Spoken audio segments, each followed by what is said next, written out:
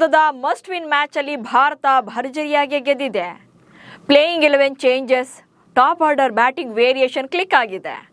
ಹಾಗಂತ ಕಂಪ್ಲೀಟ್ ಆಗಿ ಡಾಮಿನೇಟ್ ಮಾಡಿ ಗೆದ್ದಿದ್ಯಾ ಅಂದ್ರೆ ಇಲ್ಲ, ಕೆಲ ವೀಕ್ನೆಸ್ಗಳು ರಿವೀಲ್ ಆಗಿದೆ.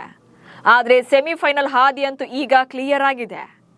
ಡೂ ಆರ್ ಡೈ ಸ್ಟೇಜ್ನಲ್ಲಿರುವಂತಹ ಭಾರತ ಜಿಂಬಾಬ್ವೆ ವಿರುದ್ಧ ಯಾವ ಸ್ಟ್ರಾಟಜಿ ವರ್ಕ್ ಆಯಿತು, ಯಾವುದರಲ್ಲಿ ತಿದ್ದುಕೊಳ್ಬೇಕು ಅನ್ನೋ ಬಗ್ಗೆ ಈ ವಿಡಿಯೋದಲ್ಲಿ ಹೇಳ್ತೇನೆ. ನಾನು ಶಾಂತ.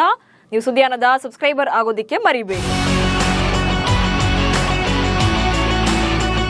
ಜಿಂಬಾಬ್ವೆ ವಿರುದ್ಧದ ಪಂದ್ಯಕ್ಕಾಗಿ 2 ಚೇಂಜಸ್ಗಳೊಂದಿಗೆ ಕಣಕ್ಕಿಳಿದಂತ ಭಾರತಕ್ಕೆ 2 ಪ್ರಯೋಗಗಳು ಕೂಡ ಕೈ ಹಿಡಿದಿವೆ. ಸಂಜು ಸ್ಯಾಮ್ಸನ್ ಮತ್ತು ಅಕ್ಷರ್ ಪಟೇಲ್ ತಂಡಕ್ಕೆ ಸೇರಿದ್ದು ಪ್ಲಸ್ ಆಗಿದೆ. ಚಪಾಕ್ನ ಮೈದಾನದಲ್ಲಿ ನಡೆದ ಈ ಪಂದ್ಯದಲ್ಲಿ ಮೊದಲು ಬ್ಯಾಟಿಂಗ್ ಮಾಡಿದ ಭಾರತ ಪರ ಬ್ಯಾಟರ್ಗಳು ಅಬ್ಬರಿಸಿದ್ರು, ದಾಖಲೆಯ ಮೊತ್ತ ಕಲೆ ಹಾಕಿದ್ರು.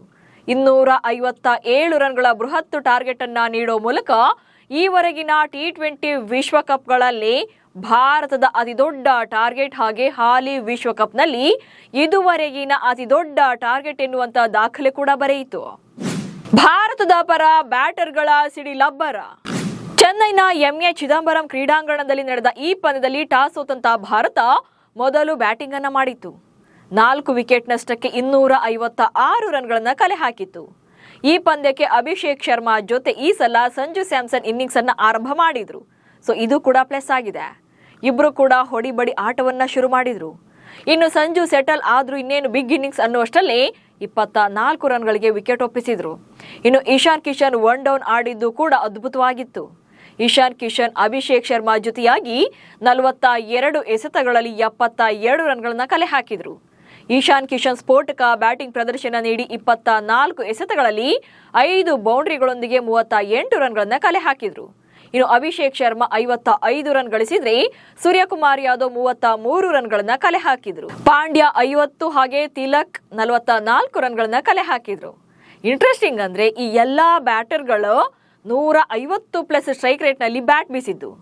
T20 ವಿಶ್ವಕಪ್ನ ಇತಿಹಾಸದಲ್ಲೇ for the first time top 6 ಬ್ಯಾಟರ್ಗಳು 150 plus strike rate ನಲ್ಲಿ ಬ್ಯಾಟ್ ಬೀಸಿದ್ರು.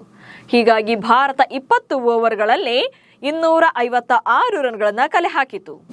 ಸೋತರು ಗೆದ್ದ ಜಿಂಬಾಬ್ವೆ, ಬ್ರಿಯಾನ್ ಬೆನೆಟ್ ಅದ್ಭುತ ಆಟ. ಇನ್ನು ಬಿಗ್ ಟಾರ್ಗೆಟ್ ಅನ್ನ ನೋಡಿದಾಗಲೇ ಜಿಂಬಾಬ್ವೆ ತಂಡ ಇದನ್ನ ರೀಚ್ ಆಗಲ್ಲ ಅನ್ನೋದು ಗೊತ್ತಿತ್ತು. ಆದ್ರೆ ಲಾಸ್ಟ್ ಮೂಮೆಂಟ್ ವರೆಗೂ ಕೂಡ ಅವರು ಫೈಟ್ ಕೊಟ್ರು. ಯಾವುದೇ ಕಾರಣಕ್ಕೂ ಕೂಡ ಆಲ್ ಔಟ್ ಆಗ್ಲಿಲ್ಲ. ಅದರಲ್ಲೂ ಓಪನರ್ ಬ್ರಿಯಾನ್ ಬೆನೆಟ್ ಅಂತೂ ಲಾಸ್ಟ್ ಬಾಲ್ ವರೆಗೂ ಕೂಡ ಫೈಟ್ ಕೊಟ್ರು. 59 ಎಸೆತಗಳಲ್ಲಿ 97 ರನ್ಗಳನ್ನ ಕಲೆ ಹಾಕಿ ಅಜೇಯರಾಗಿ ಉಳಿದ್ರು. ಉಳಿದವರಿಂದ ಸಾಥ್ ಸಿಗ್ಲಿಲ್ಲ. ಹೀಗಾಗಿ 6 ವಿಕೆಟ್ ನಷ್ಟಕ್ಕೆ 184 ರನ್ಗಳನ್ನ ಕಲೆ ಹಾಕಿದ್ರು. ಈ ಮೂಲಕ ಭಾರತ 72 ರನ್ಗಳಿಂದ ಪಂದ್ಯವನ್ನ ಗೆದ್ಕೊಳ್ತು. ಇನ್ನು ಬ್ರಿಯಾನ್ ಬೆನೆಟ್ ಕಳೆದ 5 ಪಂದ್ಯಗಳಲ್ಲಿ 4ನೇ ಬಾರಿ ಅಜೇಯರಾಗಿ ಉಳಿದಿದ್ದು ವಿಶೇಷವಾಗಿತ್ತು. ಈ ವಿಶ್ವಕಪ್ ಟೂರ್ನಿಯಲ್ಲಿ ಅವರು ವಿಂಡೀಸ್ ವಿರುದ್ಧ ಮಾತ್ರವೇ ವಿಕೆಟ್ ಒಪ್ಪಿಸಿರೋದು. ಗ್ರೂಪ್ ಸ್ಟೇಜ್ನಲ್ಲಿ 3 ಪಂದ್ಯ, ಹಾಗೆ ಈಗ ಸೂಪರ್ 8 ಪಂದ್ಯದಲ್ಲಿ ಭಾರತ ವಿರುದ್ಧ ಸೇರಿ ಒಟ್ಟಾರೆ 4 ಪಂದ್ಯಗಳಲ್ಲಿ ಅಜೇಯರಾಗಿ ಉಳಿದಿದ್ದಾರೆ. ಒಟ್ನಲ್ಲಿ ಮಾಡು ಇಲ್ಲವೇ ಮಡಿ ಅಂತಿದ್ದ ಈ ಪಂದ್ಯದಲ್ಲಿ ಭಾರತ ಗೆದ್ದು ಬೀಗಿದೆ.